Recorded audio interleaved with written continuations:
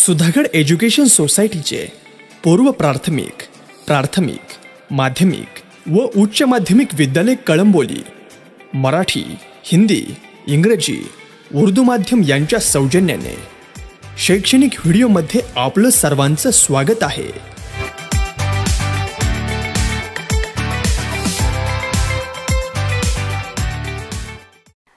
नमस्कार बच्चों, मैं संगीता जादव मोरे एसईएस जूनियर कॉलेज कलम्बोली में मैं आपका स्वागत करती हूँ। तो आज हम देखने वाले हैं पहली कविता 12वीं की नवनिर्माण। नवनिर्माण यानी क्या? यानी कि पहले ताशिका जो हमारी हुई थी उसमें हमने कुछ चतुष्पदियाँ देखी है, पर हम नवनिर्माण एक कविता जो बची हुई थी आज देखने वाले, उसका शीर्षक ही है नवनिर्माण। नवनिर्माण यानी कि जैसे नवरचना, नव विचार, यानी कि आज की जो हमारी युवा पीढ़ी है उनके लिए हमारे आपने जब जीवन पथ पर चलते समय, जीवन में आगे बढ़ते समय, जब उन्हें नव रचना, नव विचार जो करना है उसके बारे में, यानी कि वो संदेश कवि ने हमें दिया है। और यही इस कविता में यानी कि चतुष्पदी में हमें देखना है। यानी कि पहले चतुष्पदी में उन्होंने हमें बताया है कि जैसे कि उनका ये कहना है कि जब एक अलौकिक शक्ति है, उन्होंने हमें इस धरती पर जन्म दिया है, तो इस धरती पर हमें जन्म दिया है तो हमें कुछ ना कुछ करना चाहिए। यानी कि इस धरती के लिए हमारा कर्तव्य है, उत्तरदायित्व है कुछ करने के लिए। ये संदेश पहली चतुष्पदी में दिया है। दूसरे चतुष्पदी में वो कहते हैं कि जैसे उनका एक कहना है कि हमें कहीं पर भी हम उड़ जाए, यानी कि इस धरती पर हमें जन्म लिया है तो हम कहीं पर भी उड़ जाए, पर हमें फिर वापस आकाश में उड़ने के बाद भी हमें नीचे ज़मीन पर आना है। यानी कि जैसे उन्होंने हमें बताया है कि जैसे चिड़िया अपना दाना चुगने के लिए आकाश में उड़ती है, पर आकाश में उड़ने के बाद उसे पता है कि वापस हमें ज़मीन पर आना है और ज़मीन पर ही उन्हें ये क्या करना है, दाना चुगना है। यानी कि इसलिए कवि हमें यह संदेश देते हैं कि इस चतुष्पदी में कि जैसे हमें हमारे धरती का यानी कि हमारे ज़मीन का जो रिश्ता है, नाता है, वो नहीं तोड़ना है। उसे तोड़कर हम हमारे जीवन में सफल नहीं होते। ये संदेश हमें कवि ने दूसरे चतुष्पदी में दिया है। यानी आगे उन्होंने बताया कि जो हमारे जीवन में अंधेरा आता है, अंधेरा यानी क्या? मुश्किल, संकट, मुसीबत, समस्या, इससे हमें घबराना नहीं है।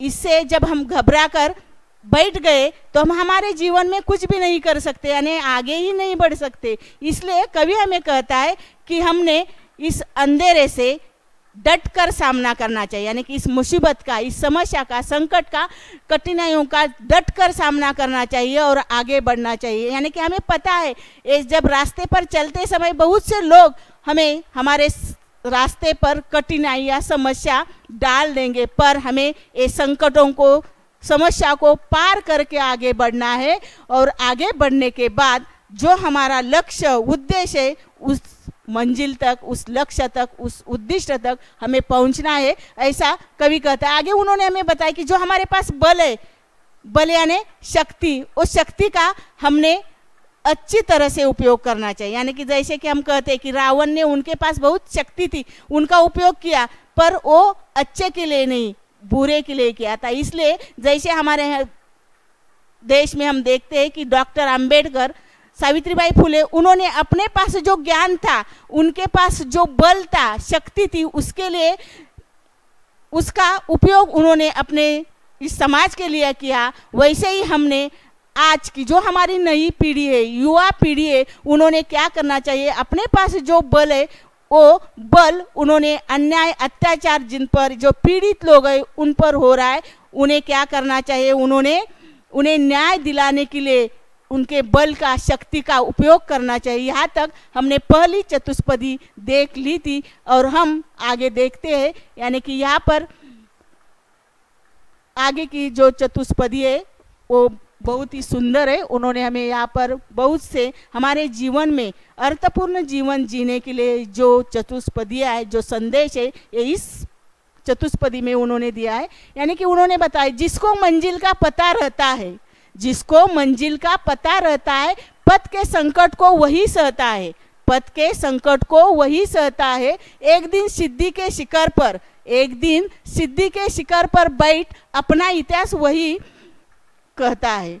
यानी यहाँ पर उन्होंने बताया कि जिसको अपनी मंजिल, मंजिल यानी ध्येय, उद्देश्य, लक्ष्य जो है वो जिसको पता होता है वही क्या कर सकता है, अपने जीवन में आगे बढ़ता है। यानी किसी को, हमें ये नहीं पता होता कि हमारे जीवन में क्या करना है, हमारे जीवन का क्या उद्देश्य है, ये जब हमें पता नहीं होता तो हम हमारे जीवन में कभी भी आगे नहीं बढ़ सकते। इसलिए उन्होंने बताया कि जिसको मंजिल का पता रहता है उसे ही वो अपने जीवन में आगे बढ़ता है। यानी कि जैसे उन्होंने बताया कि कितने भी संकट आ जाए, यानी कि हमारे जीवन में, यानी कि जब हम इस ध्येय उद्दिष्ट तक पहुंचने के लिए, इस कामयाबी तक पहुंचने के लिए कितने भी संकट हमारे सामने आ जाए तो हम ये संकट पार करते हैं और पार करके हम क्या कर देते, एक दिन सिद्धि यानी कि सफलता, यानी कि सफलता के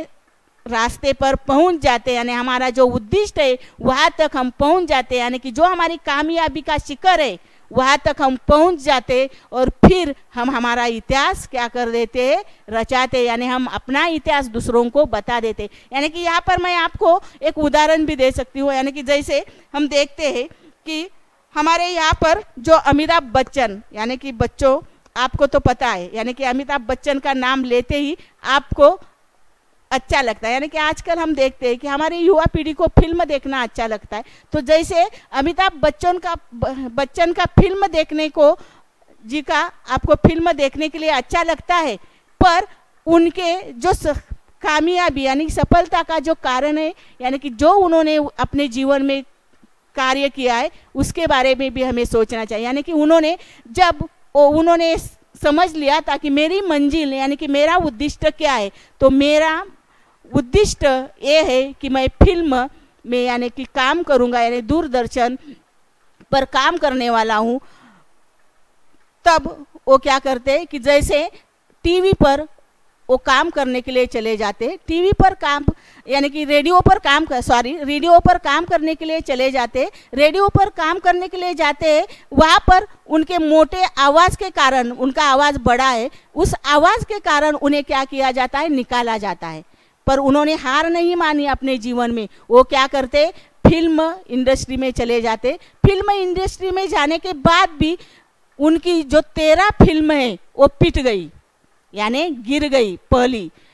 फिर उन्होंने हार नहीं मानी, फिर भी वो क्रियाशील बनकर मेहनत करके आगे बढ़े। और आज हम देखते हैं कि हम हमारे देश में ही नहीं तो पूरे जगत में उनका नाम रोशन है, यानी कि सब लोग उन्हें बिग बी के नाम से जाने जाते, यानी उन्होंने अपना खुद इतिहास लिखा है। जैसे ही आगे दूसरा उदाहरण हम दे सकते हैं कि धीरूभाई अंबानी, यानी कि वो क्या काम करते थे, पहले पेट्रोल पंप पर पेट्रोल भरना या बेचना वो उनका काम था। पर आगे जाकर जब उन्होंने मेहनत की और मेहनत करके वो क्या करते, आगे जाकर उन्होंने एक रिलायंस बड़ी कंपनी तैयार की और एक बड़ी कंपनी के वो मालिक बने। और आज हम देखते पूरे जगत में 10 जो गिने जाते हैं 10 आदमी अमीर, तो उनमें से वो एक है। ऐसे उन्होंने अपने मेहनत से, सफलता से वो उन्होंने क्या किया, अपना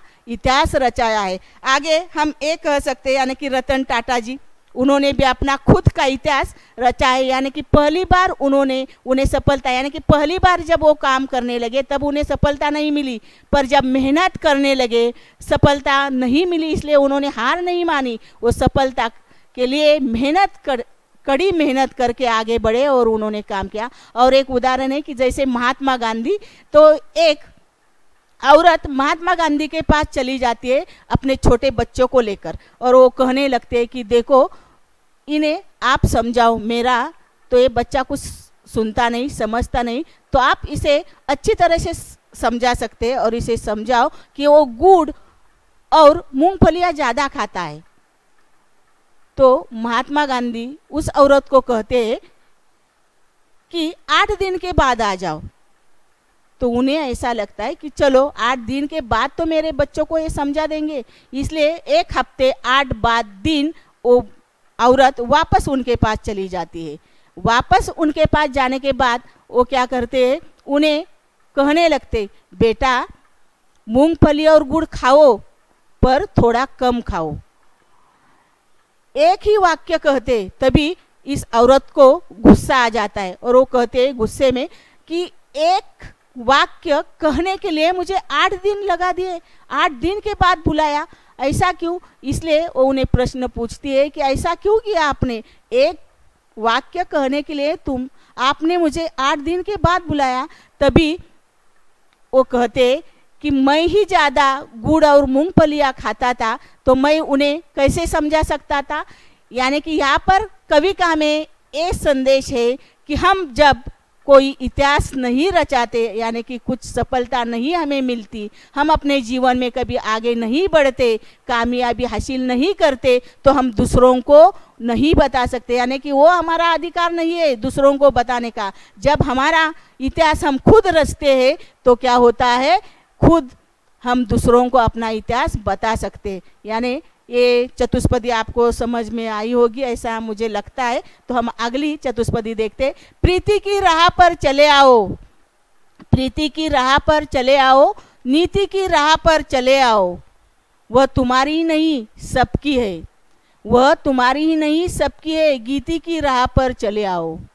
यानी कवि यहाँ पर हमें कहना चाहते हैं कि जैसे प्रीति यानी प्यार, प्रेम, नीति यानी कि सदाचार, आचार व्यवहार, गीति यानी कि जैसे प्रगति, तो उनका ये कहना है कि जब हम एक दूसरे के साथ व्यवहार करते हैं, व्यवहार करते समय एक दूसरे के साथ हमने प्यार से करना चाहिए। यानी कि आज हम देखते हैं कि इस जगत में, इस संसार में बहुत से लोग एक दूसरे से के साथ प्यार से व्यवहार नहीं करते। यानी हम देखते हैं कि जब अखबार भी पढ़ते हैं तो बहुत सा हम यहाँ पर पहले ही पन्ना खोलते ही हमें दिखाई देता है किसी ने किसी का खून कर दिया। पर ये नहीं करना है, हमें एक दूसरे के साथ प्यार से व्यवहार करना चाहिए। और हमारे बच्चों को भी हमें ये सिखाना है कि जैसे प्यार से व्यवहार करें।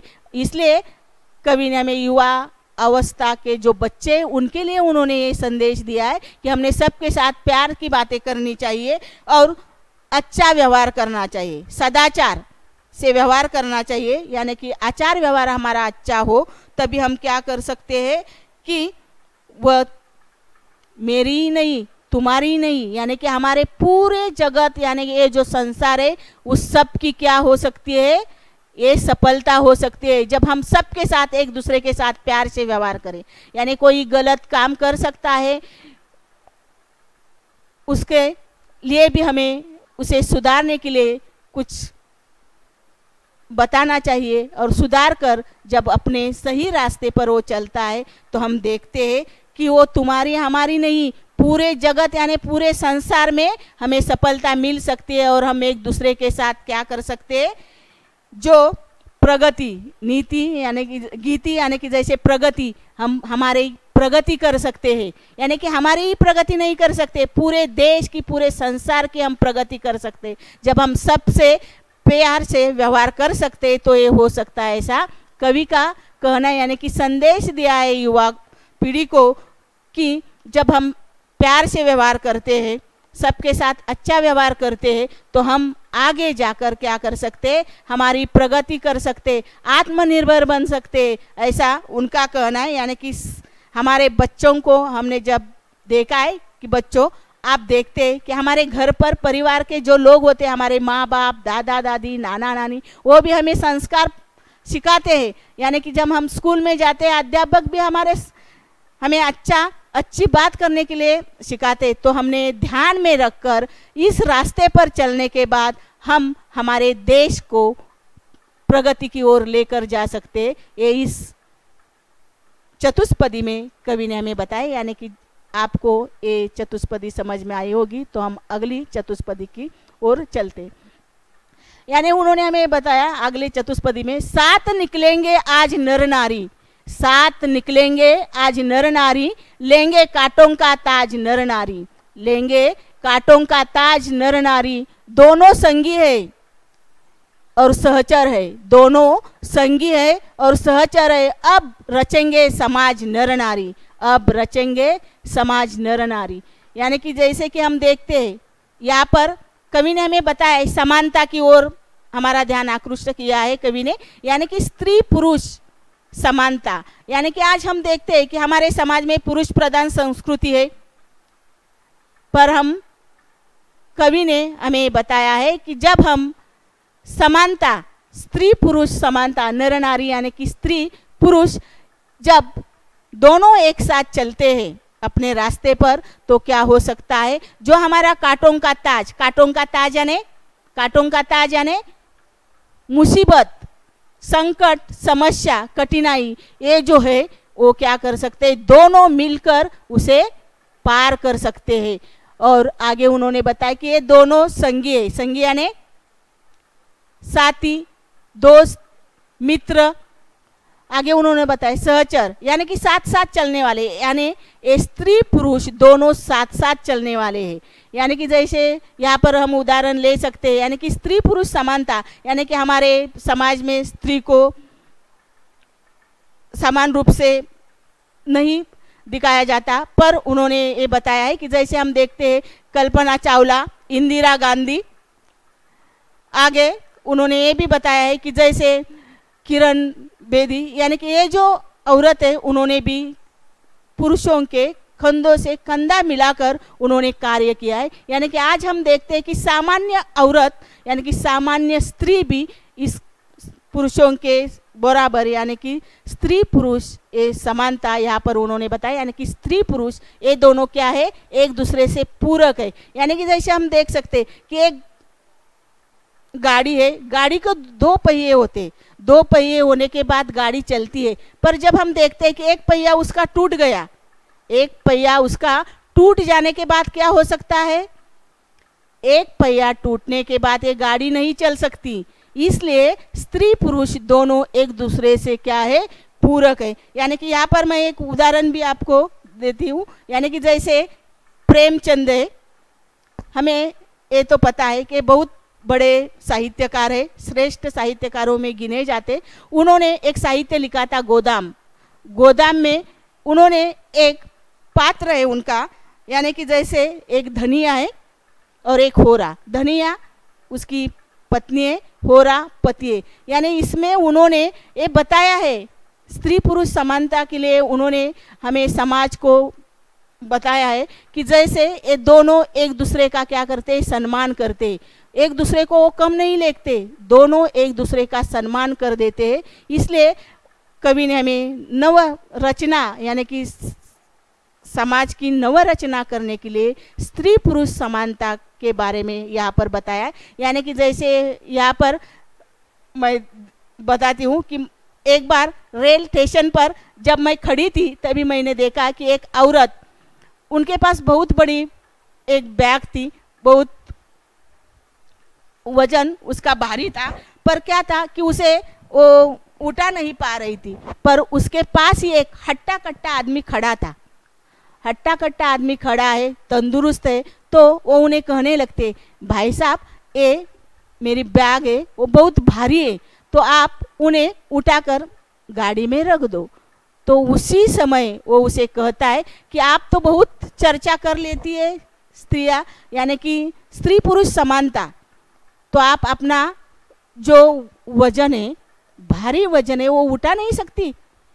उसी समय उस औरत को क्या लगा मुझे पता नहीं, पर वो क्या करते हैं, उसे जल्दी से उठा लेती है दोनों हाथ से और गाड़ी में रख देती है। और उसी समय मैंने उसके आंखों में यानी कि उसके चेहरे पर जो आनंद सफलता का देखा था कि बता नहीं सकती। ऐसे यानी कि जब हम ठान लेते हैं कि कुछ काम करना है, तो हम स्त्री हो या पुरुष दोनों एक दूसरे से पूरक होने के कारण क्या कर सकते हैं, अपना काम, यानी कि स्त्री उसके साथ है पुरुष के, यानी कि दोनों एक साथ है, तो कोई भी काम कठिन नहीं है, वो दोनों एक साथ उस समस्या का हल कर सकते हैं। ये समानता इस चतुष्पदी में उन्होंने हमें बताया है। अगली चतुष्पदी है, वर्तमान बोला अतीत अच्छा था। वर्तमान बोला अतीत अच्छा था, प्राण के पथ का मित अच्छा था। प्राण के पथ का मित अच्छा था, गीत मेरा भविष्य गाएगा। गीत मेरा भविष्य गाएगा, यो अतीत का भी गीत अच्छा था। यो अतीत का भी गीत अच्छा था। यानी हम कहते हैं, यानी कि हमें पता है कि हम कहते हैं कि जैसे कि ये जो हमारा वर्तमान है, वर्तमान यानी जो हम अभी जी रहे हैं वो समय, जो हम जी रहे हैं वो समय हमारा वर्तमान, और अतीत यानी कि जो हमारा बीता हुआ काल। यानी उनका ये कहना है कि जब हम अतीत में जाते हैं तभी हम कहते हैं कि जो मेरा, यानी वर्तमान में हम कहते हैं कि जो मेरा अतीत था, यानी जो बीता हुआ काल था, समय था, वो बहुत अच्छा था, पर आज नहीं है ऐसा। यानी कि जैसे उन्होंने कहा है कि प्राण, प्राण यानी जीवन, पथ यानी रास्ता, यानी कि उस समय, यानी कि मेरे अतीत में जीवन के रास्ते पर चलते समय प्यार करने वाले बहुत से लोग थे, एक दूसरे को समझाने वाले बहुत से लोग थे, ऐसा उनका कहना है। इसलिए मित यानी मित्र, दोस्त, यानी कि उसी समय मेरे पास बहुत से अच्छे दोस्त थे, मित्र थे, एक दूसरे को समय देते थे। यानी संकट के समय वो खड़ा रहते थे हमारे साथ, पर आज ऐसा नहीं है, ऐसा वो कहते हैं। पर उन्होंने बताया कि जब मेरा अतीत अच्छा था तो हमारा वर्तमान भी अच्छा हो सकता है। क्यों? क्योंकि उन्होंने बताया कि गीत मेरा भविष्य गाएगा, यानी कि जब हमने हमारा वर्तमान सुधार दिया तो हमारा जो भविष्य है वो भविष्य भी कह सकता है कि मेरा भूतकाल अच्छा था, यानी कि मेरा अतीत अच्छा था, मेरा बीता हुआ काल अच्छा था, ऐसा कह सकते हैं, ऐसा उन्होंने बताया। यानी कि जैसे हम देखते हैं कि आज हमारे समाज में संयुक्त परिवार नहीं है, यानी हम अलग अलग रहते हैं। पहले हमारा क्या था? संयुक्त परिवार था। संयुक्त परिवार था इसलिए हमारे साथ हमारी दादा दादी, चाचा चाची, यानी सब एक साथ रहते थे। एक साथ रहने के कारण हमारे बच्चे रात को सोते थे, तभी ये जो दादा दादी है उनकी कहानियाँ सुनते थे और सो जाते थे। परियों की, राजाओं की कहानियाँ वो सुनाती थी, और ये एक साथ बैठकर हम खाना खाते थे। पर आज ऐसा नहीं है, भाग दौड़ का समय है। हर एक व्यक्ति को अपने नौकरी पर, अपने व्यवसाय के लिए भाग दौड़ करनी पड़ती है। जैसे कि हम देखते हैं कि घड़ी का कांटा घूमता है, वैसा हमारा जीवन घूम रहा है। घड़ी के कांटे पर हम क्या करते दौड़ते हैं। यानी कि आज हम देखते हैं कि यहाँ पर बम्बई में भी हम देखते हैं कि जैसे हमारा जीवन है वो कैसा चलता है, घड़ी की कांटे पर चलता है, यानी कि भाग दौड़ का हमारा जीवन है। यानी पर आज हम देखते हैं कि कि हमारी ये जो महामारी आई है, जो कोविड-19, उनके कारण हम क्या कर रहे हैं, हमारे घर में लॉकडाउन है, घर में बैठे हैं, बाहर नहीं जा सकते। यानी कि ये जो महामारी है उसे हमें भगाना है, तो भी इसके कारण ये हमें क्या मिला है? समय मिला है अपने घर में बैठने का। तो हमारे घर में बैठकर हम क्या कर सकते हैं?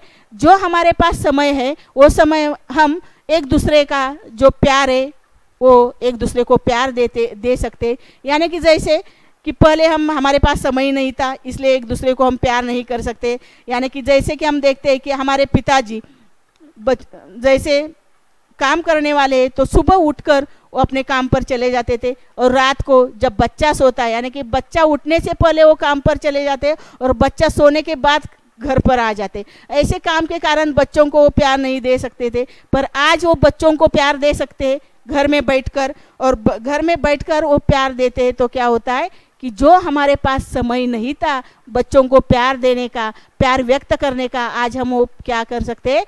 प्यार व्यक्त कर सकते हैं। यानी कि ऐसा नहीं है ये जो कोविड-19 जो बीमारी है उसे हमें भगाना है, पर इसके कारण हमें समय मिला है घर में बैठने का और हम एक दूसरे को प्यार जताने का। तो हम इसके कारण एक दूसरे को प्यार जता सकते हैं, और प्यार जताने के बाद हम क्या कर सकते हैं कि जैसे कि आज हम देखते हैं कि आज अभी भी मैं आते समय मैंने देखा है कि यानी कि जो हमारा महाराष्ट्र है ये कोई भी संकट आने के बाद डगमगाता नहीं है। यानी कि जैसे आज मैं आते समय मैंने समाचार सुना तो समाचार में जो हमारे रेल मंत्री है पीयूष गोयल जी, उन्होंने बताया है कि ये जो महाराष्ट्र में इतना संकट आया, यानी कि कोकण में हम पिछले हफ्ते में यानी महीने में हमने देखा था वो संकट आया है, जो कोविड की बीमारी 19 की है वो भी हमारे महाराष्ट्र में ज़्यादा है, पर हमारे महाराष्ट्र की जनता डगमगाई नहीं, उन्हें वो क्या करे, डट कर सामना करे। ऐसे ही आज मैं कहती हूँ बच्चों कि आपने डट कर अपने जीवन का जो संकट आता है, सामने जो मुसीबत आती है, संकट आता है, उसका डट कर सामना करना चाहिए और आगे बढ़ना चाहिए। तब आपकी जो कामयाबी है वो कोई भी नहीं रोक सकता। और मुझे लगता है कि आपको ये मैंने जो चतुष्पदी बताई है उसका अर्थ वो बहुत सा समझ में आया होगा। तो मैं आगे हम देखते हैं कि जो हमारे इस चतुष्पदी पर जो कुछ प्रश्न है उसके बारे में हम देखते हैं।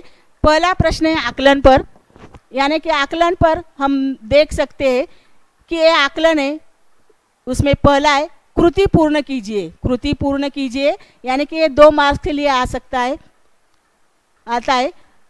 तो पहली कृति है बल इसके लिए होता है, बल इसके लिए होता है, बल इसके लिए होता है। इसका उत्तर पीड़ित को बचाने के लिए, यानी कि जिनके पास बल शक्ति है उसका सही उपयोग करना है हमें। तो क्या है, पीड़ित को बचाने के लिए हम क्या कर सकते हैं, उसका उपयोग कर सकते हैं। बल इसके लिए होता है यानी पीड़ित को बचाने के लिए, न्याय देने के लिए, यानी जो पीड़ित लोग हैं उन्हें न्याय दिलाने के लिए हम कार्य कर सकते हैं। ऐसा उन्होंने यहाँ पर यानी कि उत्तर हमें लिख सकते कि पीड़ित को बचाने के लिए, दूसरों को यानी कि जो सताए हुए लोग उनको न्याय देने के लिए हमें बता सकते हैं उसका उत्तर। दूसरा कृति है जिसे मंजिल का पता रहता है वह, जिसे मंजिल का पता रहता है वह, यानी कि जैसे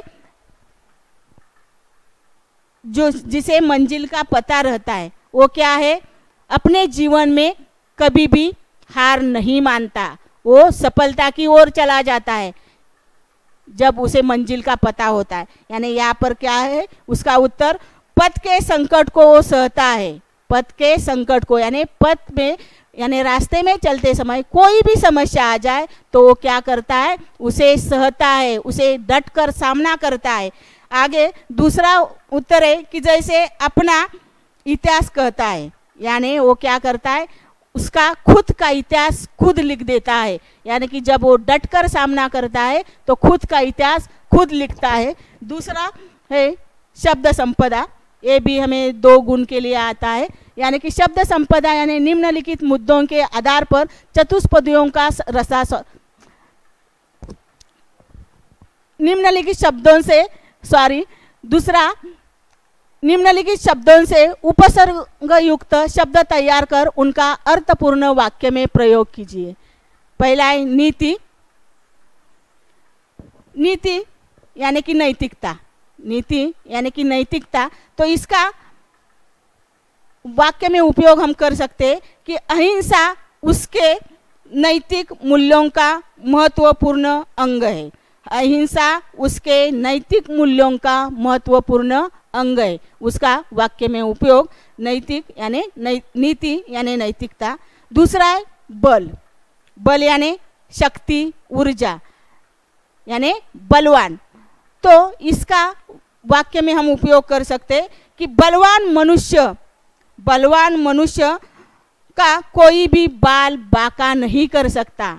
बलवान मनुष्य का कोई भी बाल बांका नहीं कर सकता, इसका वाक्य में उपयोग कर सकते हैं। दूसरा है अभिव्यक्ति, अभिव्यक्ति यानी कि हमारा सोमत, जो हमारे मन में आता है, पॉजिटिव निगेटिव यानी कि जो भी नकारात्मक सकारात्मक जो है उत्तर हम लिख सकते हैं। यानी कि यहाँ पर हमें कोई रोक नहीं सकता, पर हमें पता है कि हम अच्छे बच्चे तो हम क्या करेंगे, सकारात्मक ही उसका उत्तर लिखेंगे, यानी लिखना चाहिए। यानी कि कितना प्रश्न अच्छा है, अभिव्यक्ति यानी 2 गुण के लिए आता है। धरती से जुड़ा रहकर ही मनुष्य अपने लक्ष्य को प्राप्त कर सकता है। इस विषय पर अपना मत प्रकट कीजिए। यानी आपने अपने मत से, यानी वो स्वमत लिखना है, यानी आप खुद अपने मत से लिखना है। दूसरा है समाज का नवनिर्माण और विकास नर नारी के सहयोग से ही संभव है। इस पर अपने विचार लिखिए। यानी कि यहाँ पर हम कह सकते हैं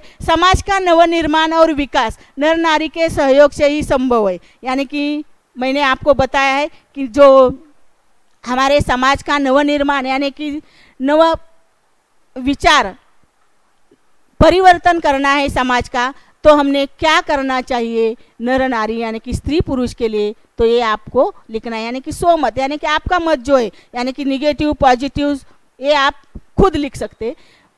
आगे रसास्वादन, यानी ये हमारे लिए 6 गुण के लिए आता है। तो इसमें उन्होंने लिखा है हमें कि निम्नलिखित मुद्दों के आधार पर चतुष्पदियों का रसास्वादन कीजिए। यानी पहला उन्होंने दिया है रचनाकार का नाम। रचनाकार का नाम क्या लिख सकते हैं हम, यानी कि जैसे त्रिलोचन शास्त्री। पसंद की पंक्तियाँ, यानी कि आपको जो पसंद आई है पंक्ति वो आप लिख सकते हैं। यानी कि आपको जो पसंद आते वही आपको यहाँ पर पंक्तियाँ लिखना है। आगे पसंद आने का कारण, यानी आपको ये पसंद क्यों आई है, आपको ये पसंद क्यों आई है ये आपको लिखना है। और फिर कविता का केंद्रीय भाव, यानी कि ये जो पंक्ति है, जो मध्यवर्ती कल्पना होती है, केंद्रीय भाव होता है, वो यहाँ पर आप लिखना है। यहाँ पर हम अभी हमारे जो नवनिर्माण कविता है त्रिलोचन शास्त्री लिखित, तो ये आपने सुना, यानी कि आपको समझ में आया होगा, मुझे ऐसे लगता है। तो यहाँ पर हम रुक जाते हैं। नमस्कार, धन्यवाद।